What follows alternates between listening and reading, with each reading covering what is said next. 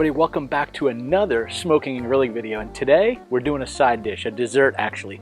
We're going to go ahead and do some nice homemade peach cobbler, real simple, in a cast iron skillet on our PitBoss pellet smoker.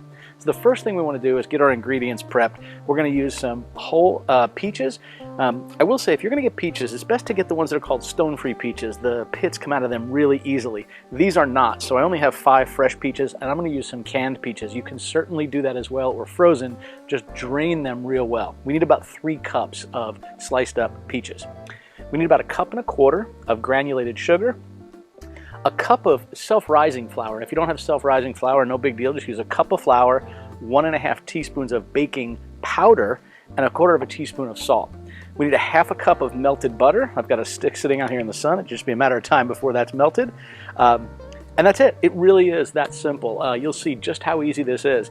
Because this isn't going to take very long, I'm going to kick on the smoker and I'm going to set it to 350 degrees. Just go ahead and hit our power on, crank this up to smoke, and once it actually starts to heat up, I'll crank it up to 350. All right, prep's pretty easy for this. We just need to grease a skillet. Now again, I mentioned before, I have this butter that's getting ready to melt. I'm just going to use my little silicone brush here. I'm going to rub that right along in this pan. That'll be a good greased pan. That'll be good enough.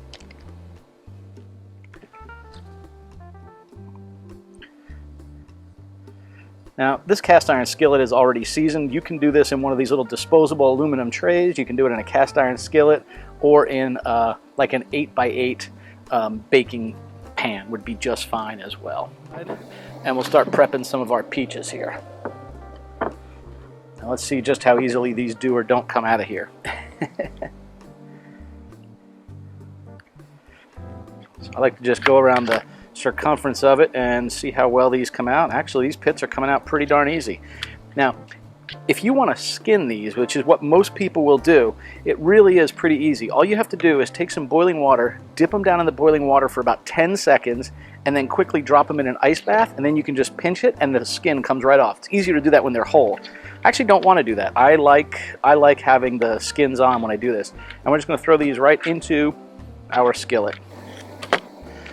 I can hear the thunder rumbling in the distance, so I'm trying to go kind of quick here in hopes that I get this all cleaned up before a thunderstorm kicks in over here. Now normally you just cut these in slices, but because I'm going to be mixing this with a little bit of canned peaches as well, I'm going to go ahead and cut some of these a little bit smaller, just so that if you get a bite of it, you don't get a lot of the outer skin in one mouthful, that's all. Alright, let's get those tossed into our skillet. And I'm going to slide this out of the rain.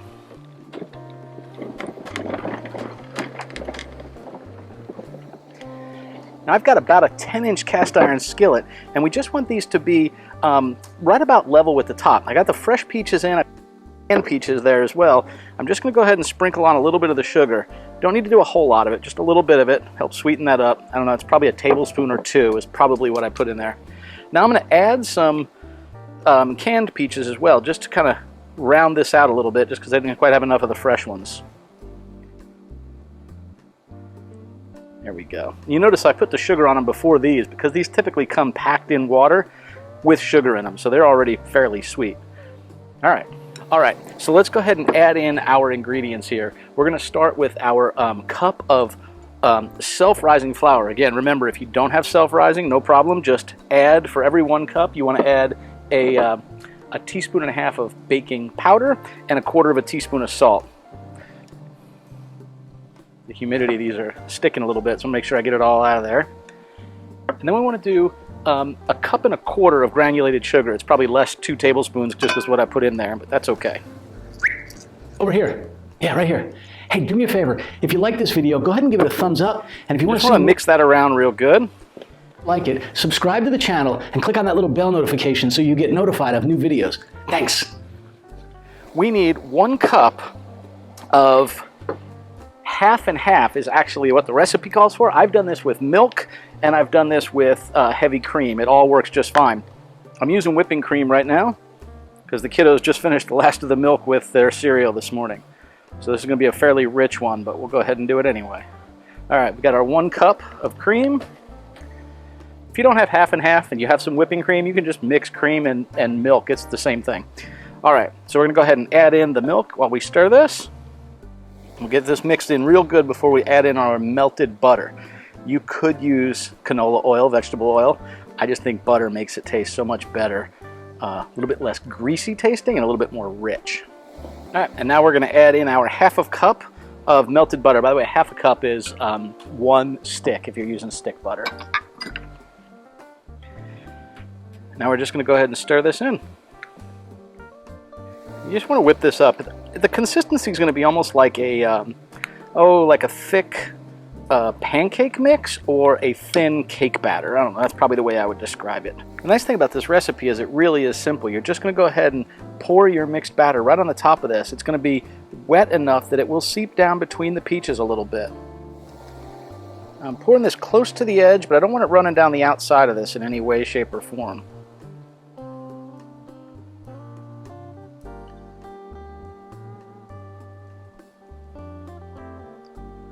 There doesn't need to be any rhyme or reason to your order here. You're just trying to get this to soak down through the peaches. This is going to form a little bit of that cobbler crust on the top of it. All right, so now it really is as simple as putting it in the smoker. You want to do it for about 350 degrees. I've seen all kinds of people say this can go as long as an hour. At 350 degrees, this is not likely going to take an hour, but keep an eye on it. If your smoker's anything like mine, it has hot spots, so I'm going to want to rotate this around frequently on the top shelf of my smoker. Let's go ahead and pop this guy right in there. I'm going to start with it all the way on one side, and we'll rotate around as we need to. All right, it's time to rotate this around, and you can see I definitely overfilled it a little bit. It's bubbling up and over, and it's going to be messy. Now you're going to see just how much I've got this guy overflowing. That's quite a bit. It's going to be messy, but we're going to turn this.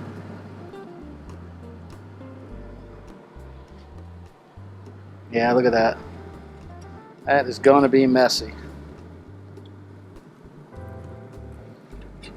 But not much we can do about it right now. All right, this is starting to get a little bit brown on one side, so we're just going to rotate her around again. See, it's still pretty wet on the inside. All right, check out our cobbler. It's looking nice and golden brown, but needs to go a little bit more. And again, we're just going to rotate this guy around a bit. Put her back down. This is taking a little longer than I initially thought it would. Rotate that around. That is looking nice and brown on the top. I'm going to let it go just a little longer. All right, I think it's time to pull out our cobbler. It's looking pretty good. We're going to put it right on a trivet to cool off. Oh, it smells good. Damn. All right, I've let this cobbler cool off for probably about 25 minutes or so. We're going to go ahead and try and give this a bit of a cut and try some of it. I have a feeling it's going to be a little tough to get out of there, especially the first piece. I'm using a metal spatula just because this is cast iron. So let's go ahead and see if we can cut a little bit of it off of here. I'm doing a little bit of a wedge shape, but not much. We'll see if that works.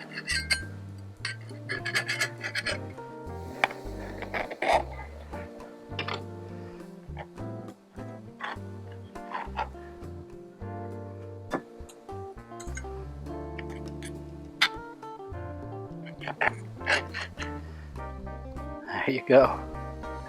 Tell me that doesn't look good. I wish this was smell-o-vision. You would really love the smell of it. It's exactly what you want a classic cobbler to be. It's a little bit of the batter, a little bit of the peaches. It smells so sweet. I can see the fresh peaches are nice and soft in there. At this point, I don't see anything else I'll do other than give this a shot. A little nervous how hot it is. Let's see.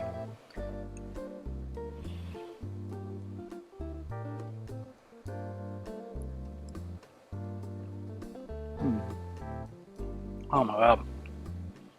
The only thing that would make that better is a little vanilla ice cream on top. Oh man, it's good. It's a bit indulgent. There's a lot of sugar in this, a lot of sweets with the fruit, but if you're outside entertaining friends and you could have a little bit of a cookout, what a great way to toss something in right as you pull the rest of the food off. Go out, check it a couple of minutes, rotate it around, and by the time everybody's finished with their meal, you have an unbelievable cobbler cooling off and just the smell kind of going through the house. It would be phenomenal.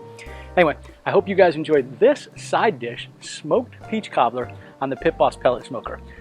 Safe and happy grilling, and we'll see you next week.